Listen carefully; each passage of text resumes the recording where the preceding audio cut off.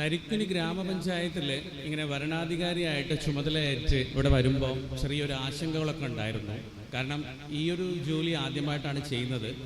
പിന്നെ ഒരു ഗ്രാമപഞ്ചായത്തുമായിട്ട് ചേർന്ന് ഞാൻ ജനിച്ചു വളർന്നെല്ലാം കോർപ്പറേഷൻ പരിധിയിലായതുകൊണ്ട് ചെറിയൊരു പരിചയക്കുറവും ഉണ്ടായിരുന്നു. പക്ഷെ ഇവിടെ വന്നു കഴിഞ്ഞപ്പം എന്താ പറയുക, ഈ നരിക്കുനി ഗ്രാമപഞ്ചായത്തിൽ നിന്ന് തിരിച്ചു പോകാൻ ഒരു വിഷമമുണ്ടായ അവസ്ഥയാണ് ഉണ്ടായിരിക്കുന്നത്. അപ്പോൾ അതിൽ ഏറ്റവും പ്രധാനമായിട്ട് തോന്നിയതെന്ന് പറഞ്ഞാൽ ഇവിടെ നോമിനേഷൻ തരുന്ന സമയത്ത് തന്നെ ഇവിടുത്തെ എല്ലാ രാഷ്ട്രീയക്കാരും പരസ്പരം പുലർത്തുന്ന ഒരു ബഹുമാനം അത് പറയാതെ വയ്യ. പിന്നെ തെരഞ്ഞെടുപ്പിൻ്റെ ഘട്ടങ്ങളിലും ഇലക്ഷൻ്റെ സമയത്ത് എല്ലാ ഘട്ടങ്ങളിലും ഞാൻ കണ്ടൊരു കാര്യം എന്ന് പറഞ്ഞു കഴിഞ്ഞാൽ ഒരാൾക്ക് പോലും എന്താ പറയുക, നമ്മൾ ഏറ്റവും മനോഹരമായ രീതിയിൽ പല സമയങ്ങളിൽ നമ്മൾ ഫോൺ ചെയ്യുമ്പോഴൊക്കെ തന്നെ ഏറ്റവും സൗമ്യമായ ഭാഷയിലല്ലാതെ ഈ പഞ്ചായത്തിൽ നിന്ന് ഒരാൾ പോലും എന്നോട് സംസാരിച്ചിട്ടില്ല.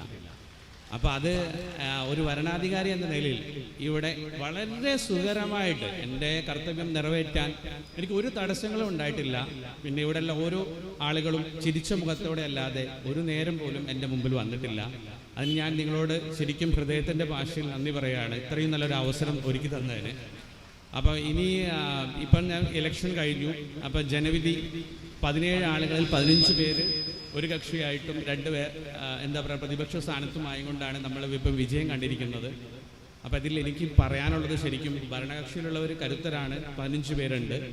പക്ഷേ ശരിയായ കർത്തവ്യം ഇരിക്കുന്നത് ഈ പഞ്ചായത്തിനെ കറക്റ്റായിട്ട് മുന്നോട്ട് കൊണ്ടുപോകാൻ ഇവരെ കൂടുതൽ ആളുകൾ ഇന്ന് പ്രതിപക്ഷം 2 പേരാണെങ്കിലും അവർക്കും വ്യക്തമായ ചുമതലയുണ്ട്.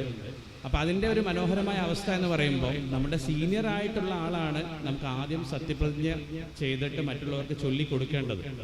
അപ്പോൾ അത് അങ്ങനെ നോക്കുമ്പം പ്രതിപക്ഷത്തു നിന്ന് വന്ന 2 ടീച്ചർമാരിൽ ഒരാളാണ് ഇതിൽ ഏറ്റവും സീനിയർ ആയിട്ടുള്ള ആൾ എന്നത് വളരെയധികം സന്തോഷം.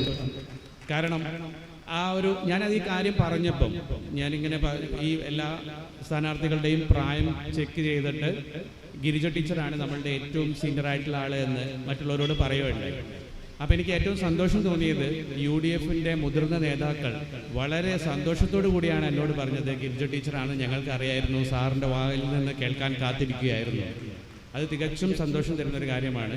അപ്പോൾ അതുപോലെ നിങ്ങളിനി മുന്നോട്ട് ഇപ്പോൾ ഗ്രാമപഞ്ചായത്ത് എനിക്ക് തോന്നുന്നു നിങ്ങളുടെ ഈ ഒരു ഭരണസമിതി പ്രതിപക്ഷവും ഭരണപക്ഷവും ചേർന്നുകൊണ്ട് കേരളത്തിലെ ഏറ്റവും മികച്ച പഞ്ചായത്തായി മാറട്ടെ എന്ന് ഞാൻ ആശംസിക്കുന്നു, അതുപോലെ ആഗ്രഹിക്കുന്നു. കാരണം നരിക്കുനി ഗ്രാമപഞ്ചായത്ത് ഇപ്പോൾ എൻ്റെയും കൂടെ പഞ്ചായത്താണ് എന്ന് ഞാൻ വിശ്വസിക്കുന്നു.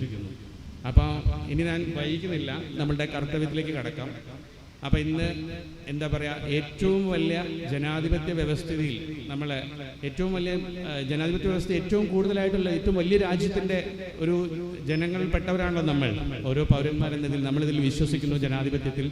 അതിൻ്റെ താഴേക്കടയിലെ ഗ്രാമപഞ്ചായത്തിൽ അവിടെ ഏറ്റവും ശക്തമായ മത്സരം നടക്കുന്ന ഗ്രാമപഞ്ചായത്തിലാണ്. അവിടെ തിരഞ്ഞെടുക്കപ്പെട്ട ഓരോ ജനപ്രതിനിധിയും 1000-ലധികം ആളുകളുടെ ശബ്ദമായിട്ടാണ് ഇവിടെ വന്നിരിക്കുന്നത്. അപ്പോൾ അവരോട് എന്താ പറയുക, വളരെയധികം ബഹുമാനം തോന്നുന്നു. അവരെല്ലാവരെയും സെക്രട്ടറിയുടെ വളരെ മനോഹരമായ ഭാഷയിൽ ഏവരെയും സ്വാഗതം ചെയ്താണ്. എന്നാൽ ഒരിക്കൽ കൂടെ ഞാൻ എൻ്റെ എല്ലാ പ്രിയ വിജയിച്ചു വന്ന സ്ഥാനാർത്ഥികളെയും സ്വാഗതം ചെയ്യുന്നു. അതുപോലെ നല്ലവരായ നാട്ടുകാരെ നിങ്ങളുടെ ഒരു സഹകരണം ഇവർക്ക് മുന്നോട്ടും കൊടുക്കുക.